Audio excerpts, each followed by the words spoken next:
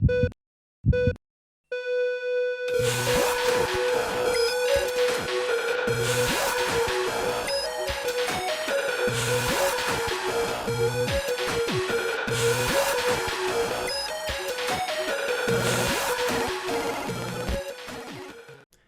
everyone, I'm Dr. Retro and welcome to my video game finds of November and a part of October.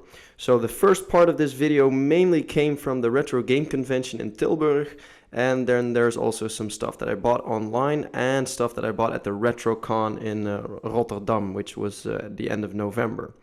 Like I said last time, I started collecting Sega Master System. I know I should have done that earlier because I've had a lot of the rarest and the coolest Master System games, but back then I didn't collect it, so I sold them, and now I regret that. So as a tip again, think twice before you sell your games. And as a collector I should have known that, but yeah. So this is one thing that's not for the Master System but for the Game Gear. I have a Game Gear complete in box, but I didn't have any games for it. Game Gear, again, is a system that I don't collect for and that I don't have any feeling with because I never had one as a kid. But I still had this one in my old stock. There are really few games I have left that are still for sale. And since it wasn't selling, I decided, well, heck, I'll just put it in my own collection. Then I got a new Super Mario Bros. 2 for the 3DS. Personally, I'm not a big fan of the new Super Mario Bros. Series because I find them kind of... yeah, it's like you're running on ice all the time. At least I have that feeling. If I play this game with run enabled all the time, I keep skidding and falling down and then starting to curse and getting trouble with my family and my girlfriend, and it's not a good game for me. Then Captain Toad Treasure Tracker for the Wii U. Yeah, heard about this game. It's a puzzle game. I don't have a lot of Wii U games yet. I got this in a trade.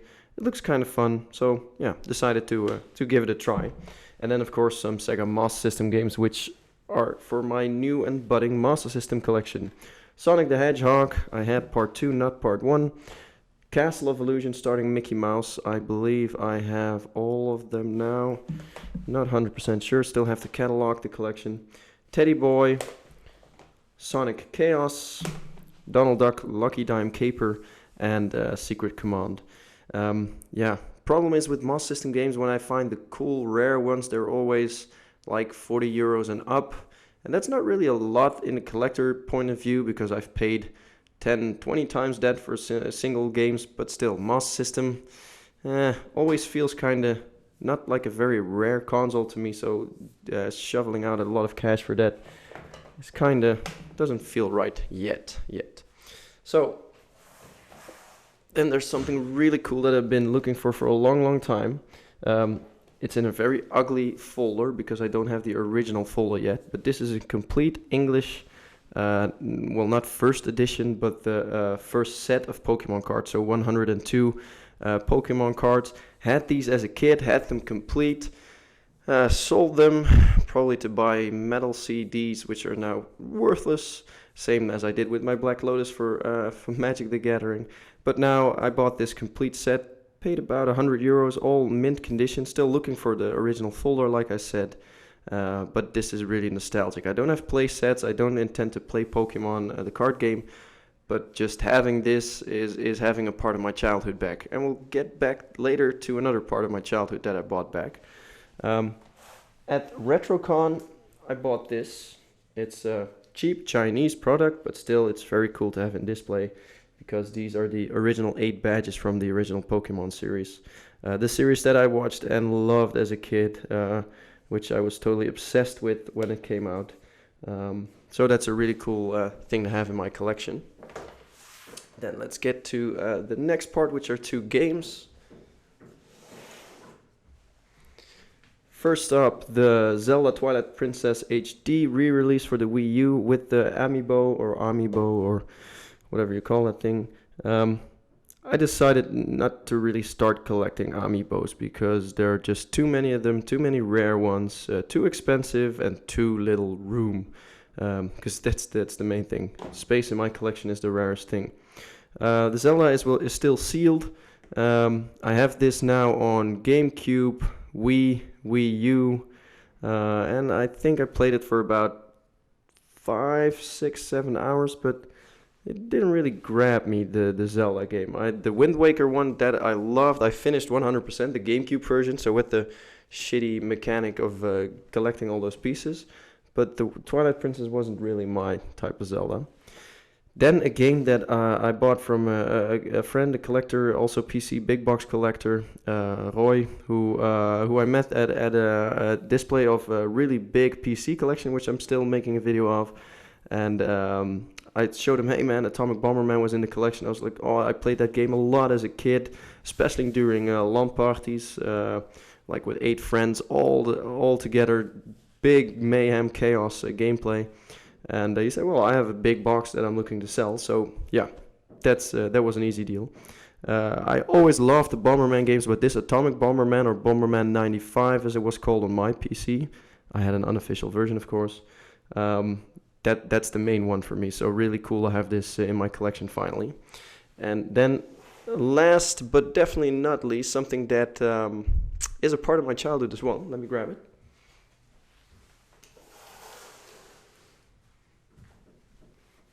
First, there's the Exploding Kittens card game. Not a part of my childhood because I've never played this, but bought it at the Retrocon. Looks really cool, really fun. Like here, Taco Cat, I'm a Palindrome.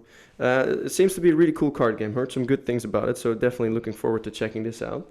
But these two things, the Mask DVD set, finally in English. I had it already, very cool set with nice box, but it was in German, and my German isn't that good.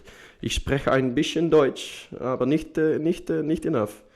So this is a complete collection, but then in English. But this one takes the cake for me for this month because as a kid, I think I was a little too young for the Marshall Bravestar cartoon on TV, but my older cousin had the Marshall Bravestar action figure. He borrowed that. I borrowed that from him, played with it a lot. And at some point there was a clear out in the local toy store, and my mom bought me this one, Deputy Fuzz. And he has a really cool little mine cart with guns attached, and if you open it up, in here there's a little Kyrium nugget, as you can see here on the side. This thing, and that was like the rare mineral that was harvested on the planet of Marshall Bravestar. And he had a cool lasso that you can see in the picture, which was all gummy. And the one I had as a kid was really dried out, had a lot of hair and other dirt attached to it. But this one has a still sealed gummy lasso, so that's really cool. I hadn't seen this figurine for years and years, and when I was at Retrocon, I saw it and I was like, yeah, okay, here you have the money. I want this. This is so cool. So now I'm looking for a Marshall Bravestar and a Tex Hex to make the 3 main characters complete. And I intend to do that with some of the series that I watched as a kid. And as you know, I sized down my Mask collection, so I want to have a nice display of all the toys, cartoon things that I loved as a kid. So that was it for this week, or this month. December is coming up. I don't have any plans on buying anything, but you know, I can't help myself. Usually I buy something that just comes up. Yeah, thanks for watching. Hope you enjoyed it. See you next time. Bye bye.